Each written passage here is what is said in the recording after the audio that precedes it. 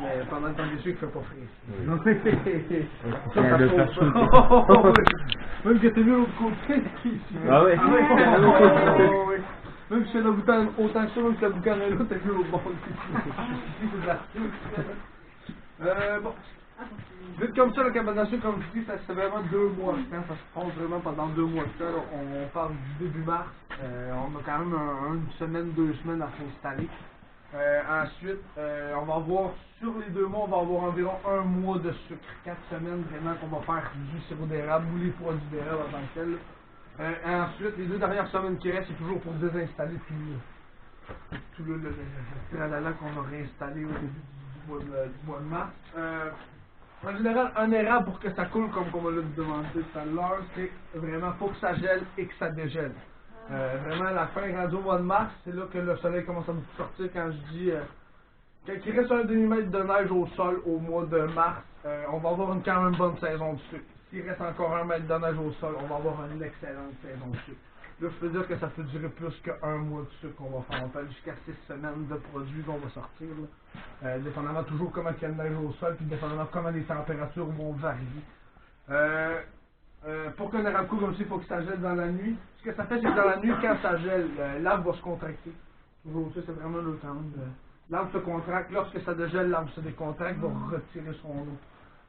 On a un exemple ici de comment on va installer une chaudière après un érable. Ça, on appelle ça une entaille. Pour nous, quand on dit j'ai 1500 entailles, ça veut dire que j'ai 1500 chaudières après un érable, mis après un érable comme ça. Fait que ça, c'est un entaille. Ça aussi, les couverts, ça, c'est optionnel. Mais ça, je vous dis, je le ramasse à toutes les fois. On essaie de faire un exemple, mais l'exemple a fini toujours mal. Mais, comme ça. Il va tomber encore, vraiment. Il doit venir. Ah! Ça. Bon, pour commencer, ce qu'on fait, c'est quand on se met à installer, quand on se prépare pour l'installation, ce qu'on fait, ok, ça, vous regardez ça, vous dites, oh mon Dieu, mais quelle machine. Ça, on s'en sert plus vraiment. Ça, c'est donc on va ça fit avec la cabane à sucre, tu sais, c'est ajusté. Ça se montrait bien. Ça, c'est une perceuse à essence. Maintenant, comme je dis, on est en 2017, les perceuses à essence, ça existe plus. On est rendu aux perceuses électriques, tout, maintenant, c'est électrique. Ici, vous voyez, on a un stopper, moi j'appelle ça, c'est un gabarit qu'on met. Ça, c'est un gabarit, c'est quand même assez fait maison. Mais maintenant, ils vendent les mèches pour les perceuses, ici, ils vendent maintenant vraiment avec la bonne distance. Nous, on l'a modifié un peu. Là. Ce qu'on fait, c'est qu'on va partir. Ici, on a 1500 ampères. Moi, chez nous, j'en ai 2500. J'ai ma cabane à sucre personnelle, la cabane à sucre fait le double d'ici, puis ma bouilleuse fait le double, on appelle ça une bouilleuse. Terme logique quand même. Ma bouilleuse est 2 fois plus grosse que ça. Tu sais, vraiment, là, c'est ça, tu vas toujours faire une cabane à sucre. Quand tu bâtis ta cabane à sucre, tu vas toujours la bâtir en conséquence de comment tu vas vouloir produire. Si tu produis 2500 érables avec une bouilleuse comme ça, là, c'est vrai que tu bouilles à tous les jours, jour et nuit. Parce que l'eau, elle s'écoule pas assez vite. Ici, on va bouillir environ, je dirais, 4 gallons à l'heure. 4 gallons à l'heure, c'est environ, 4 gallons, c'est le moins. C'est environ 8 litres de sirop à l'heure qu'on va bouillir. Fait que, doute comme ça, si ta bouilleuse est trop petite, tu sortiras jamais assez de sirop pour le nombre d'eau que tu as. Ça peut vraiment, tu gères vraiment. Fait que ce qu'on fait, c'est qu'on perce. Ça, c'est vraiment le stopper, comme je dis là. Ça, c'est l'arrêt. Si on perce plus loin que ça, là, on va être découragé. Parce que là, on va blesser nos arbres, puis en même temps, on n'aura pas de sirop d'érable pendant l'année, on n'aura pas, l'eau coulera pas dans les chaudières parce qu'on va avoir percé trop profond. Quelqu'un qui ajoute une cabane à sucre, puis qui fait ça avec 1500 érables, il risque de vendre sa cabane à sucre l'année prochaine en disant mais ça coule pas un érable. Fait que vraiment toujours faire attention, c'est vraiment ça qui est crucial quand on part la saison. Là. Ensuite, ce qu'on fait, c'est qu'on comme je dis, on appelle des copains, hein, parce qu'on fait pas ça tout seul. Si on ferait ça tout seul, on aurait pour au moins 3 semaines à installer. Là. Fait qu'on fait ça avec les copains, on avait les copains. On part, il y en a un qui part avec la perceuse. Ensuite, l'autre suit derrière avec les chalumeaux. Les chalumeaux, c'est les petits. Je vais essayer de pas la foutre en terre. C'est des petits becs qu'on voit là, ici. Là. Ça, on appelle ça un chalumeau, puis les autres, on appelle ça le chaudière en dessous. Tu donnes le nom que tu veux. Mais ouais, les chalumeaux, lui passe derrière avec le marteau. Les chalumeaux, ensuite, nous, ça, c'est le plus gros de la job. Ça, c'est moi qui l'a fait parce que je vous ménage mes amis. Ça, ce qu'on fait, c'est qu'on part avec les grandes lisières de chaudière. On en a 2 dans chaque bras, là, c'est long, on les met à terre, on sort. Ça, je peux vous dire que quand c'est collé ensemble, c'est collé ensemble. Ils ont eu le temps d'installer 4 chalumeaux pendant que t'en enlèves une dedans. C'est vraiment là, pour ça que je dis que l'aide est de mise. Un coup que c'est installé, moi je vous dis les meilleures températures pour que ça. Parce que oui, ça va dégeler parce que l'hiver est terminé.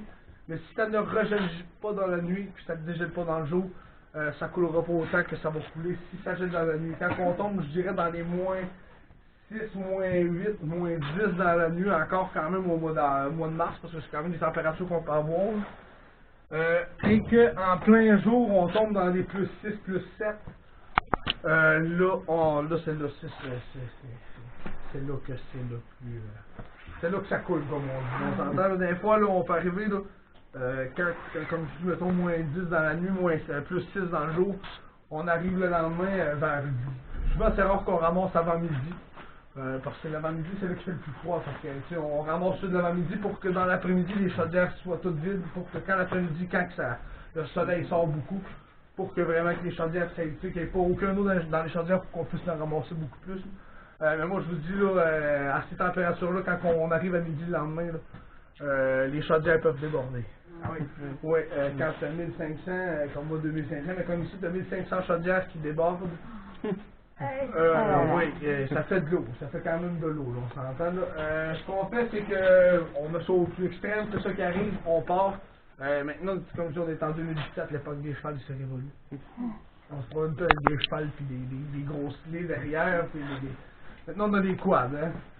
Des quads. Une motoneige dans le temps des sucres, c'est bon, comme je dirais, c'est bon à rien. C'est bon à rien. Non, pour vrai, là. Avant qu'ils sortent maintenant, maintenant ils ont sorti des quads avec les systèmes de chenilles. Les cartons, on en a un ici, un blanc. Là. Ça, c'est magique. Depuis qu'ils ont sorti ça, vraiment, oui, c'est dispendieux, mais quand tu as ça dans ta cabane à sucre, tu sauves beaucoup de temps et beaucoup d'ouvrages, je dirais. Là. Ça fait beaucoup. Ça fait la majorité parce que ramasser tout ça à la main, c'est tendance. J'en ferai plus. Après 8 ans, j'en ferai plus, ça, c'est sûr. Fait que ce qu'on fait, c'est qu'on a des quads comme ça avec les chenilles, parce qu'une motoneige, quand on la charge trop vers l'arrière, on se promène avec les patins dans les airs, comme on dit. On essaye de virer quand les deux skis touchent pas à terre. Ça se fait pas. Ça se fait pas, mais pas du tout. Parce qu'on fait, c'est qu'on prend le quad, on a un buggy ici, là, on voit, là, il y a comme un 1000 litres ici, là, je sais pas si vous voyez à l'extérieur, un gros 1000 litres au baril. C'est le temps qu'on va mettre l'eau ici, qu'on va stocker l'eau pour la cabane. Mais on a un buggy derrière.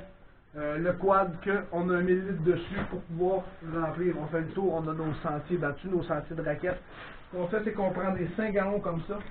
Alors, on voit en bas, là, nous ici, ça marche beaucoup en gallon, vous, ça marche beaucoup en litre. Mais on prend des 5 gallons comme ça. Ce qu'on fait avec un 5 gallons comme ça, on finit tout. Comme je dis, après 8 ans de temps, on a réussi à se faire un petit trajet.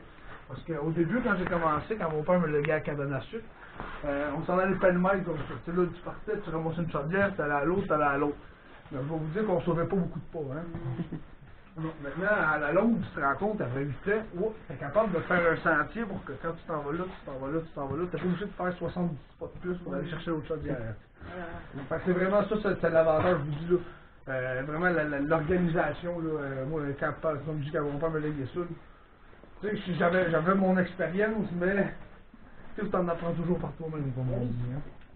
Hein. Qu'est-ce qu'on fait, c'est ça. On part avec les 5 gallons, on part avec les raquettes, on transvide les petites chaudières qu'il y a dans les 5 gallons.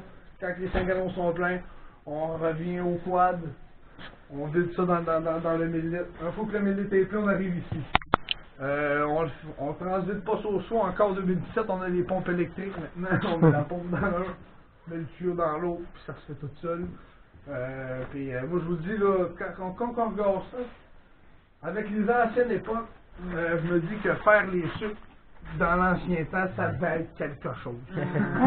Sérieusement, là, je plains mon grand-père qui a bâti cette terre à sucre, mais que lui, il devait travailler à sueur de son front pour de rien. Fait qu'un coup que c'est rempli ici, ce qu'on fait, c'est qu'on a un système de tuyau qui va partir du 1000 litres à l'extérieur et qui va rentrer jusqu'à la bouilleuse. Ça, c'est la fameuse, le fameux outil qu'on va servir. Ça, c'est vraiment ce qui fait tout de A à Z, à part aller chercher l'eau dans le bois. On branche les tuyaux. Là, on enlevait les tuyaux. À l'époque, on laissait les tuyaux, c'était vraiment dans le mur, là, on laissait les tuyaux. Ce que ça faisait, c'est quand on repartait la saison d'après, on ouvrait les valves pour faire entrer l'eau dans la bouilleuse. Mais les curants avaient mordu dans les tuyaux. Oui, c'est ça. Encore là, on s'est amélioré, on enlève les tuyaux maintenant. Fait que ça m'a gardé parce que. Mais ouais, qu'est-ce qu'on a fait, c'est qu'on enlève les tuyaux maintenant. On se croise plus de la façon parce que quand on rouvre une valve, c'est qu'il y a plein de petits trous dedans, qu'est-ce que ça fait? Ça. Moi j'étais 30, ça partait bien une journée, hein. Tu rouvres ça, ça fouille partout, la journée part bien, moi j'ai le goût de finir, hein. Fait que qu'est-ce que ça fait ça? En partant, après ça on vient brancher ça ici, ça c'est un système de flotte, c'est sûr que vous ne voyez pas tous, là. Il y a comme un petit carré de côté, ça c'est un système de flotte. Moi je vous dis, là, ça a été fait en 1939, ces affaires-là. Depuis 1939 ils font ce style de bouilleuse-là. Puis je vous dis, même à l'époque comme ça, c'est très bien fait. On s'entend, là, pour vrai, là, maintenant c'est tout électronique. Toutes les bouilleuses maintenant c'est électronique. C'est relié dans le 220. 220 volts, puis ça chauffe. Mais ça fait pas le même sirop, ça, je trouve. C'est pas